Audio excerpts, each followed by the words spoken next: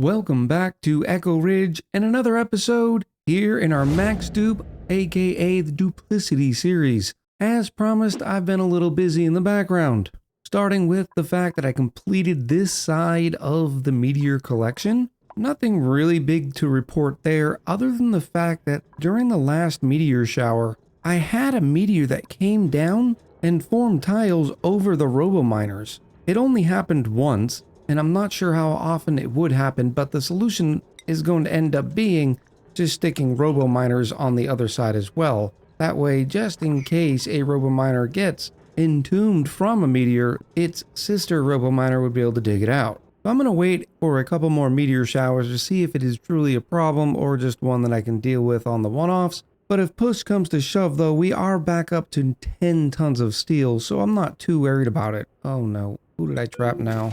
Andy! Alright, Andy. You'll be okay. I've been slowly filling in this side of our giant polluted water tank because the level's getting low enough, and eventually the polluted water would end up getting stuck in here. So I'll just build a bunch of tiles that pushes all the water up and over, and that way this liquid pump has access to all the polluted water. Oh, Andy, you're gonna make this difficult, aren't you? Yep, of course you were. Let's see if Andy can build a ladder. We have some granite here. There you go, Andy. It took you a minute to decide if you wanted to do that task, but why aren't you running away now? Seriously, go home. Have a good day, Andy. Another update is I had to add a second aqua tuner to this loop. One aqua tuner was enough to keep all 5 steam turbines good to go, but when we had a lot of water going through the cooling plate, it ended up being too much, which then of course would cause the steam turbines to raise in temperature, which when they hit 100 degrees then causes them to no longer work. Oh, since we're over here, I also threw a quick gas pump and gas filter in here just to be able to get every little bit of errant gas from the top of the steam chamber. If you remember, oh my goodness, there's another one. Where did you come from? I'm pretty sure I managed to get all of the errant gases out. That could be a holdover. It is kind of tough to see, so I suppose I will turn that back on. We just have the gas filter set to steam, which then pushes it over here, and any other gases will go up through the garbage chute. And you might have also noticed that I still have been printing dupes. I did feel a little bit bad that I was printing so many in the background, but some of the background chores just took a little while. We're now up to 191 beautiful baby dupes, with only 9 more remaining in the series. So what about today? Well, I have 2 missions today. We'll see how that goes. The first being is I want to have a debris chiller for all this material that we're bringing in. In fact, we will take that debris, run it through the chiller to make sure it's all at good temps, and then send it directly to our storage here. The difficult thing about that design is we get icy meteors on this planetoid, and I want to be able to capture all of it as well. Except I don't really care about the ice, or the snow for that matter. I want the water. So I think our design has to take that into account, with the first challenge being that I need to have these bunker tiles sitting at below 0. That way when an icy meteor does hit them, it doesn't instantly melt any snow or ice. So that in itself is going to be a challenge. The second has to do with the last remaining achievement I have for Oxygen Not Included. During one of the last updates, the devs were kind enough to add a couple of more achievements, simultaneously making my all achievement run, well, not complete. No, we are not doing another all achievement run. That was pain. But the one achievement that they added that I have not completed yet, ruining my perfect 100% on Steam, is data driven. Produce a data bank using a data miner operating at maximum efficiency. Well, I have no idea what it takes to operate a data miner at maximum efficiency. All I know is you give it some plastic, it spits out some data banks. I'm thinking that you might have to add in something to do with the bionic dupes. I'm pretty sure it'll have something to do with the microchips that are produced when the bionic dupes are meditating, but we'll have to see. There's an issue though. Data mining is stuck behind data analysis research. So not only will we need 30 data banks here, we'll also need another 250 data banks in order to unlock the data miner, the remote worker dock, and the remote controller. So yes, you have to do data analysis research before you can unlock the machine that gives you the ability to do more data analysis research. If this was a normal YouTube channel, we would just send a duplicate to space, have them work at the orbital data collection lab, and then whammo blammo, we'd have plenty of data banks. Alas, this is Echo Ridge Gaming. We don't do things normal here. From the analysis of all the vents and geysers on this planetoid, and inspecting all of the computers and other point of interest, I have managed to collect 260 databanks. It's a beautiful collection, really, but we require 280, so that means I need to find 20 more databanks. And since I'm refusing to go to space, that leaves us with one option. We need to go to the other planetoid. Not only that, we need to analyze some vents and geysers once we get over there. The question is, who do we send? We have 191 dupes that we can consider. So what I'm going to do is I'm going to go to our skill tree here and sort it by morale. And I'm going to find a duplicate that has a lot of morale, but hasn't used a lot of it, that has an interest in field research, because it's going to be pretty stressful over there. After looking at quite a few dupes, I think we're going to go with Brian M here.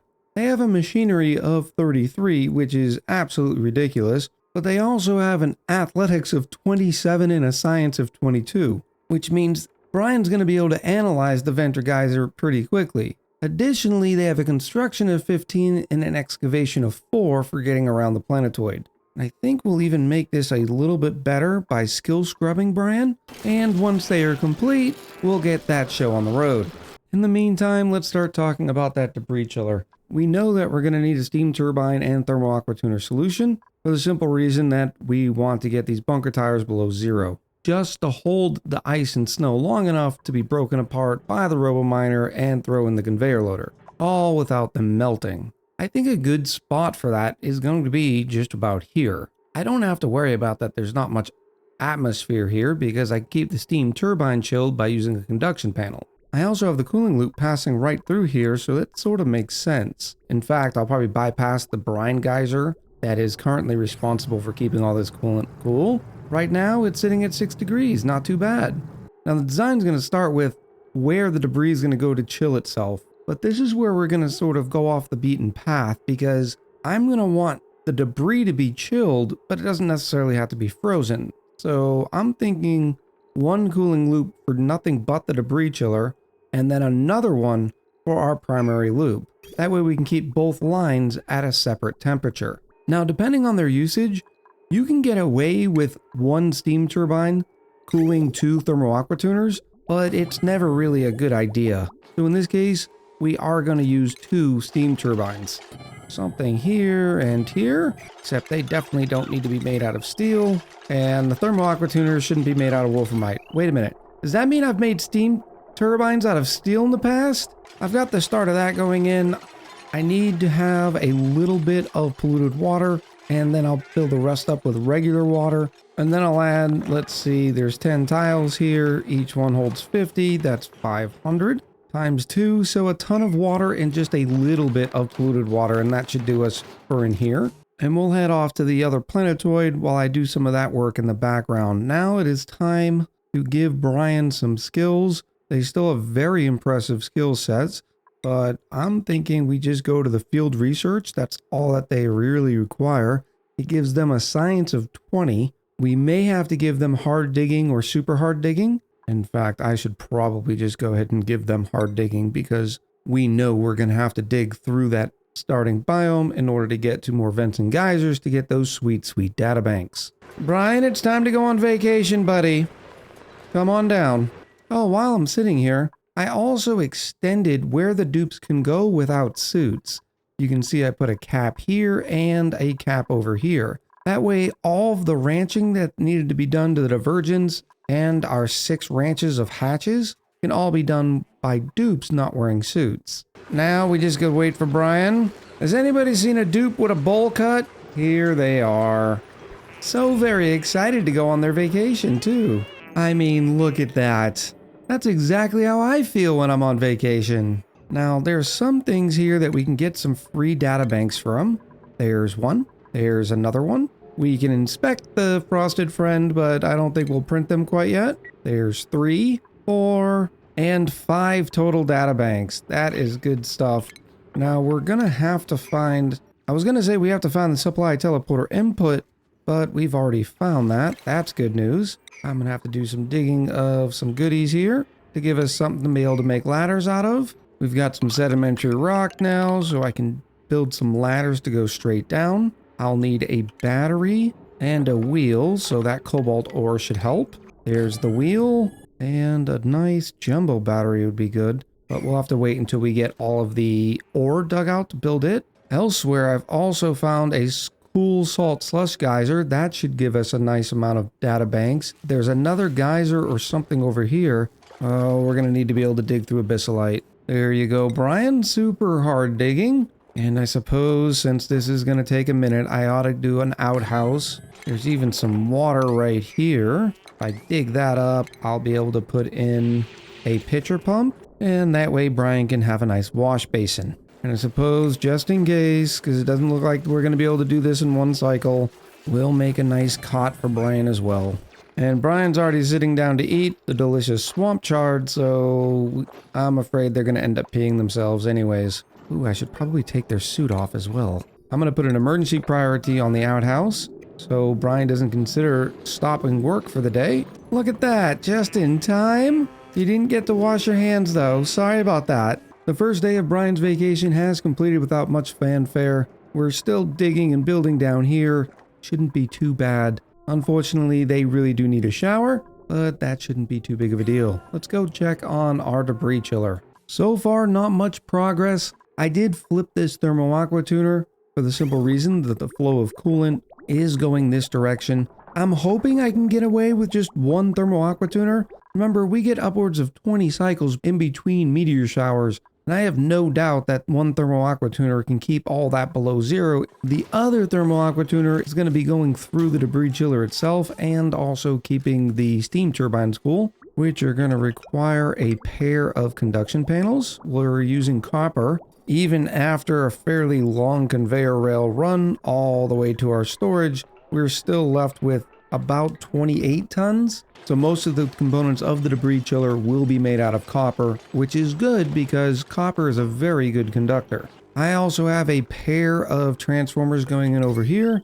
We will use lead wires for these, and we'll bring them all the way over here. And then as for the steam turbines themselves, it would be nice to be able to connect these with some heavy watt conductive wires, so that way we're able to recapture some of the power spinning with the thermo aqua tuner. And I don't see why I can't just bring the heavy watt conductive wire out to space, so we'll do exactly that. And look at that, it's coming together so nicely. Checking on Brian, it looks like they just finished charging the jumbo battery. That will be great. We've got wire going down the conveyor loader, and of course I am going to say data banks on the conveyor loader, and then we will allow manual use. Now I'd like to be able to dig through this without making a giant mess everywhere, so I think we might be able to get away with going straight through. There's some oxalite right here, so that seems like a good deal. Another ladder up, and then let's see what this is. We're gonna need another level in digging. As long as it's not like a volcano or something,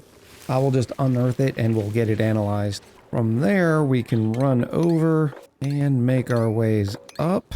Now, Brian's gonna be a little chilly in here, but that's gonna be okay. And with the dig commands and the ladder set, I'll just click analyze and we'll see how many data banks we get. Now, giving Brian super duper hard digging is going to bring their morale requiring up to 9, which is barely okay because over here they're getting a current morale of 10. We do have a latrine and a barracks that is responsible for giving them that. I suppose I can give Brian a quick mess hall just to be safe. There's a mess table, we'll put a little plant in there, and everything will be a-okay. In fact, there's a plant right here. Taking a look at our debris chiller, I realize we have a small problem. I need the rail thermosensor. It requires 30 data banks, which means Brian's going to have to do a little bit more data bank searching on their vacation than I had hoped. We do have a virtual planetarium here. Suppose I can also put a light in here so they get the well-lit buff while using the virtual planetarium. Let's find out what the point of interest tile it is, right below the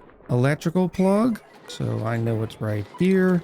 Put a nice weight plate in there. We'll use coppers and plug that in. And now when somebody's in the virtual planetarium, this lamp will turn on and they will get the buff. Ask and you shall find. Look at this glorious venter geyser right next to this one, so we'll take a look at it as well. Oh, we'll also be able to inspect the lab desk and get another data bank. Although I will make this a lower priority because the meat and potatoes are going to be out of these two and then this venter geyser right here. Way to go, Jerry. Thanks for pitching in. Now, I don't know how Jerry's getting a well-lit buff considering they have AR goggles on, but sure enough, lit workspace and a lab workspace, plus 10% and plus 15% speed. I don't know how it works. Let's just go with it.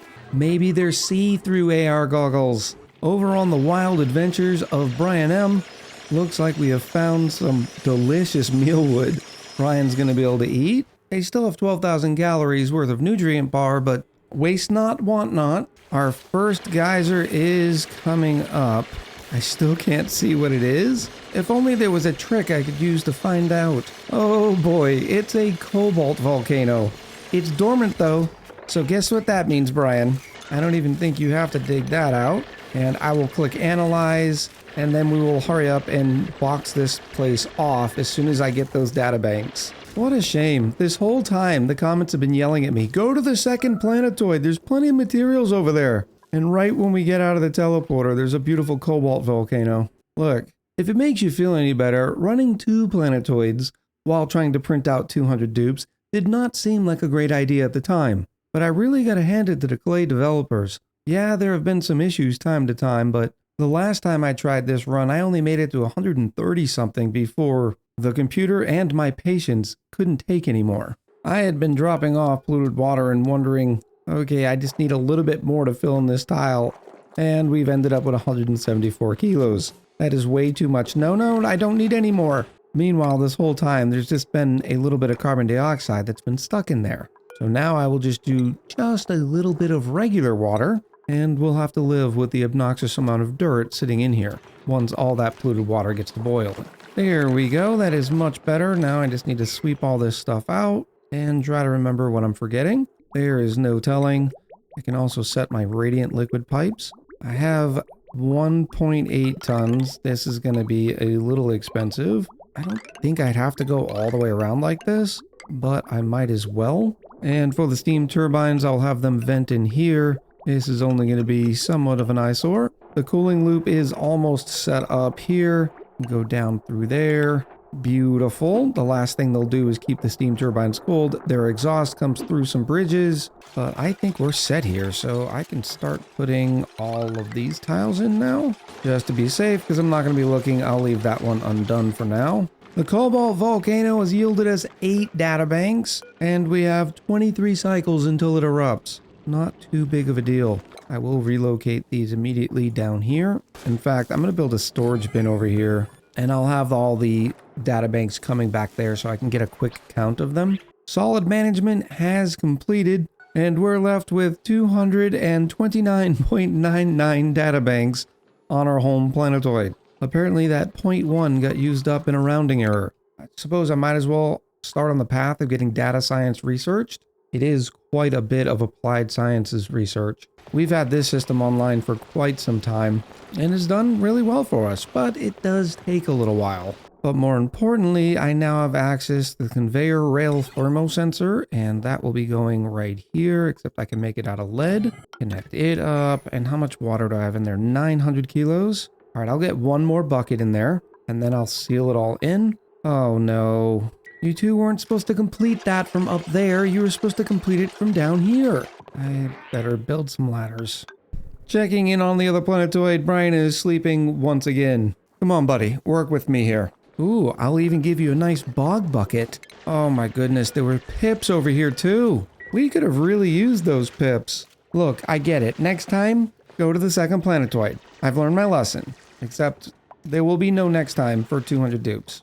Never happening again. Our debris chiller is going in very nicely. I am back up to, oh boy, 30 kilos of copper. What's taking so long on the copper production? I guess it's still queued up. Let me put this back on a priority of 6. I am mopping all the excess polluted water. More on that in a little bit. I can finally do this. Oh, I'm also going to need more coolant for this line. I suppose I can just grab it from here. Yeah, that works. and I can fill in the gaps back over here. I'm sure I'm not going to forget about this and overfill the lines. Not shabby at all. Just a couple of more. That's perfect. And with that cooling loop in, that means the steam turbines can be cooled. So now I can start chilling down this cooling loop. Remember, polluted water doesn't turn into ice until minus 20.6. And the thermal aqua tuner has a cooling factor of 14 degrees. So we can easily put this on if it is above, let's say, minus 5 degrees. And even if a blob comes in at minus 4, the most it'll be chilled will be down at minus 18. So we will not see frozen polluted water cracking the pipes. Now this guy here is going to say a balmy 20 degrees. And just as soon as I get a little bit more polluted water in this line, as you can see, we have several gaps now that I used all of its coolant for this one. I will connect these two because there'll be no reason for it to go through the brine geyser tank anymore. Remember, I don't want this water to be below zero because the desalinator has to desalinate it, turning it into regular water, which has a much higher freezing point. So we found out this second volcano is another iron volcano. Would have been great to really tap these resources 30 episodes ago. But the bad news, well, for Brian, is the iron volcano is active. It is not in its dormancy period. So I'm going to play this game where in between activity cycles, Brian comes and analyzes it. Once it starts erupting, I will cancel the analysis and go back and forth like that. Right now, though, Brian is working on this cool salt slush geyser, which is fine. Have we found any more vents or geysers? I promised I didn't do this to Brian. Brian did it to himself. Let's not analyze that yet. I'm going to try to drop off a bunch of water, and that way the iron has something to go into. It's going to make a lot of steam. Oh, wait a minute. Look at all this water right here. That should absorb all the heat coming off from the iron for long enough that it's going to take Brian to analyze this and me seal that up. Oh, wait a minute. We've got another one. But of course, Brian is sleeping again. Over in our debris chiller, our thermo aqua tuners have managed to boil most of the water in here. We're doing decent. The cooling loops are doing exactly what they're supposed to. The polluted water is down at minus 8 degrees. The bunker tiles still have a ways to go, especially considering all the pipes are just normal igneous rock pipes. Uh-oh, Brian must be back at work. Hurry up, Brian! Oh, there's another oot. I know what you're wondering. Am I going to make sure Brian builds their own bed to recover in? They just got to do a couple more tiles and it will no longer be hot here. Oh, the sweet release. Isn't that better, buddy? Now it will no longer be warm over there, at least for quite some time, and Brian can get back to work and stop being selfish. Fine, if you insist, I'll have Brian build their own triage cot. They look like they've seen better days. They still had 21 health left. They were fine. Now, how long is it going to take Brian to analyze this volcano when they're underwater? We'll see. Brian did finish analyzing the cool salt slush geyser, and we got 13 data banks. That's a big win. We will relocate those down here. I suppose I can turn data banks here on. And so far, we're about 60% complete on the analyzing of this iron volcano, and research is still going. Okay, Brian's down to 5 health. It's time they take a vacation from their vacation. We will cancel analysis on it, so hopefully Brian will not go there. I'm turning this on a priority of 9, and also canceling these. That way Brian can, rest a little bit before they continue. More on the wild adventures of Brian M. here in a little bit. Brian is almost done recovering. It's been a few cycles. In fact, I think I can just deconstruct this wonderful triage cot. Brian will get back to work. And what is going on here? Oh, we've had a wonderful plug slug drop off some hydrogen gas, so now we have this weird little waterfall thing happening. Thanks, buddy. That's going to make a small mess that Brian's not going to love. Let's turn back analysis on the iron volcano and then reconnect those ladders. All of that work and we only got 8 data banks for our efforts. And the iron volcano is not going to be dormant for another 63 cycles. Brian, I need you to hurry, buddy. On the good news front, we did find another vent or geyser right over here. So we will go straight over, dig that up. I'm not going to dig it all up quite yet because I'm not sure what's in there yet. And I'm spending a lot of time in between planetoids. And I don't want to get Brian in a precarious situation. What is this? Tell me that's not another metal volcano. Okay, just one time. One time. That way everybody should know I know how to do it. Cheater alert! Cheater alert! It's a copper volcano. Are you kidding me? Maybe it'll be dormant. 3 volcanoes this close to each other. You know I would have had fun with that. Alright, so the bad news is the copper volcano is not dormant. I'm gonna try to hold off on this one unless I know we absolutely need it. Hopefully between these 2 volcanoes, whatever's over here, and this geyser, it'll give us enough of the databanks that we need. While we're still working on the applied sciences research, you can tell we're done at the data analysis station because we're out of databanks. So it tells me I need 49 more databanks, 50 to be safe. You know, for the rounding error. I just realized there's 38 kilos worth of oxygen in these tiles. It'd give Brian a lot more air to breathe. It's also gonna pop their eardrums. Oh, do we have a meteor shower? Oh, just over here. Ours is coming soon, don't you worry. Okay, now the game's just laughing at me. This one's a minor volcano and is also active. At least we have some water here, so we're gonna go ahead and get in here and analyze it. We only have 21 databanks stored up over here, which means we're only halfway. Oh, there's another cool slush geyser up there. Man, that's gonna be a haul, isn't it? But at least Brian won't get scalded from being up here.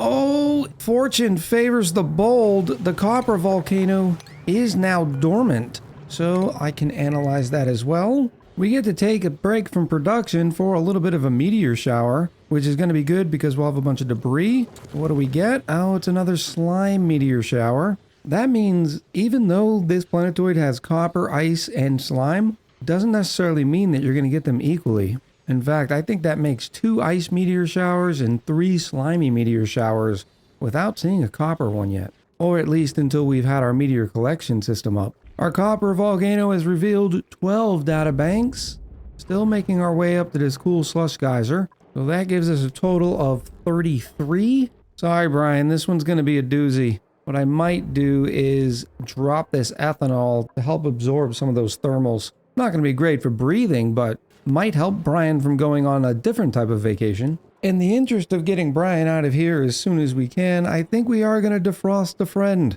Unfortunately, we only have 7,000 calories left, so good luck. But that shouldn't be too big of a deal. We still have some swamp shards all over this place that we will harvest. I'll put in another lab cot because, you know, I'm not cruel. Hello, new friend. Oh, it's a Travaldo. I should have thought about that. Now we're going to have 101 normal dupes and 99 bionic dupes. Oh, you're a lucky one, Travaldo. Good luck. Fun fact, though, even though Travaldo just thawed out, they also get the maximum aptitude from our Somnium synthesizer. Our sleepy dupes are still at it and doing a great job. We now have 46 databanks, only a couple more needed. Brian has finished analyzing this wonderful minor volcano and it has given us 10 databanks. Combined with the 46 we already have, I think we are done. So I can deconstruct this. I can say allow manual use, databanks, make sure that the supply teleporter input is activated. I don't even know where the output is on this planetoid. Seriously, there's the input. How long have I been playing this series? 120 hours? And I don't remember where the input is. There it is. Right next to the lab desk. I suppose I have to build some conveyor rails for it. I must have removed them a long time ago.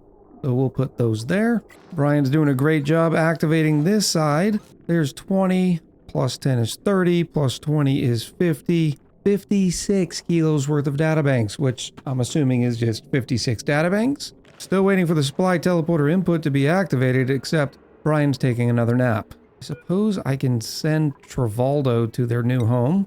Way to go, buddy. I do have to be somewhat careful with Travaldo because they do not have a suit, and this is outside the base, so I'm just going to do a quick move too, and make sure they get all the way up to the barracks. We'll have to wait 5 more cycles before Brian can go home, but this is Brian's own fault. If they would have worked faster, they would have gotten home faster. I suppose now they actually get to enjoy the vacation. They have 10,000 calories, nothing left to do here other than wait for the teleporter to recharge. Over on our primary planetoid, here comes all those juicy data banks. So our research should be finished any moment. I can also give you an update on the wonderful debris chiller that I believe is finished.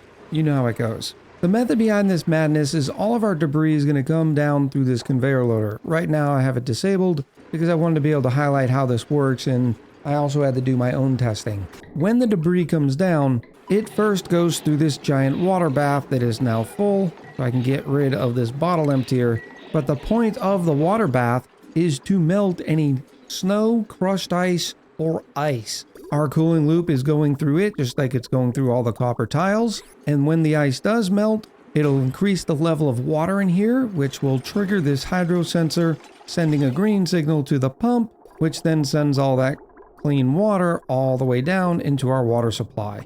If for some reason it's a big enough chunk of ice that this path does not melt it, which it should, being on the rails pretty quickly, we have 3 solid filters set up, just in case. This one's set on snow, this one's set on crushed ice, and this one's on ice. In that case, the frozen debris will pop out of the conveyor chute and then sit in the water until it finally does melt.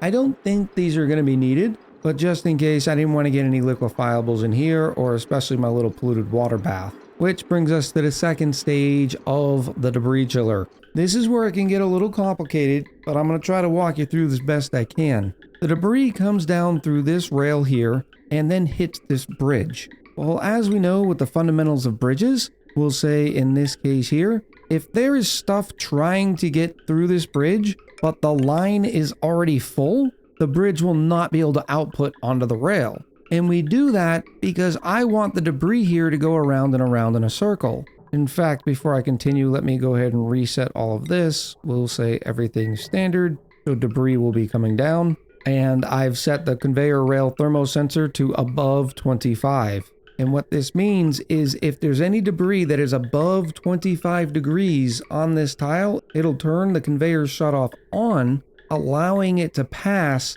through the shutoff and around in this loop. The reason why you want it in a loop and not just sitting static is because items moving from tile to tile will change thermals a lot quicker than a piece of debris just sitting here. For instance, you can see this stuff is at 29, 30 degrees. It looks like it's going to be below anyways. I'm sure there's some hotter stuff up there, but for now, when the debris is less than 25 degrees, the conveyor shutoff turns off and everything starts bypassing. Another reason why you want it to be in bypass mode like this and not flipped this way is because every once in a while you'll get a tiny piece of debris that the conveyor rail thermosensor will not be able to read, and you just want those tiny pieces to be able to bypass. But you can see now we're getting a little bit of warmer stuff, in this case salt, and it's sending it right back around. And when we do, the bridge does not let any new debris come through. Now, some of the things you may be thinking, well, Echo, you're going to be getting copper that's a few hundred degrees, and that's fine. It's not going to be enough to be able to boil 500 kilos worth of water. And remember, we do have the cooling loop going through it continuously. This last bridge is here just to provide directional flow. That way the debris that exits this conveyor shutoff knows which way to go. Otherwise, it would just sit here sort of frozen. But rails are more temperamental than their pipe cousins, so you might have to play with it for a little bit. Make sure you turn your conveyor rail thermosensor on and off again to sort of trigger the rail into moving, because it can take some time. And then finally, the reason why we use polluted water is just because it's a great thermal conductor. And since we couldn't put tiles here because we have buildings, the next best thing is 1,000 kilos worth of polluted water. And as we said before, all of that debris is heading down to our storage down here automatically. So now I just have to wait a few more cycles to send Brian home, preferably before all these volcanoes manage to melt this entire planetoid. We did have enough data banks, so we're just waiting for a little bit more applied sciences research. And when it does complete, we'll be able to build the data miner, which I think is fitting for our last episode in the series. Well, that and printing out 3 more duplicates. Let me know if you have any other ideas for what we should do for the 200th duplicate and the final episode in the series. And no, I'm not sending them all through the temporal tear. Not happening. And it would be entirely too much work in another 15 episodes. Let me know your suggestions in the comments below. So until next time, much love, happy gaming, and I'll talk to you soon.